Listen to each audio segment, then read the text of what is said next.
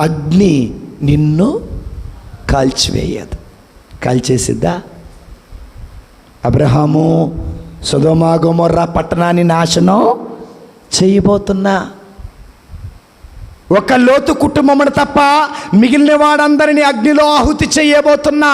ఎందుకనగా లోతు విశ్వాసము కలిగినటువంటి వ్యక్తి, దైవ భయము కలిగినటువంటి వ్యక్తి, దైవ భక్తి కలిగినటువంటి వ్యక్తి. షడ్రకు మేషకు అబేద్నెగోలు మంటల్లో కాలివేయబడలా. ఎందుకనగా వారు దైవ విశ్వాసం, దైవ నమ్మకం, దైవ భక్తి కలిగిన వ్యక్తి.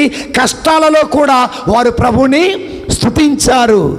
కనుక లోతుతో దేవుడు ఉన్నాడు, షడ్రకు మేషకు అబేద్నెగోలతో దేవుడు ఉన్నారు. అగ్ని మంటలు వాళ్ళనేమి కాల్చివేయలేదు. దేవుడు అన్నాడు, నీవు నీటిలో నడిచినా మునిగిపోవు, నీవు అగ్నిలో నడిచినా కాలిపోవు. దేవుని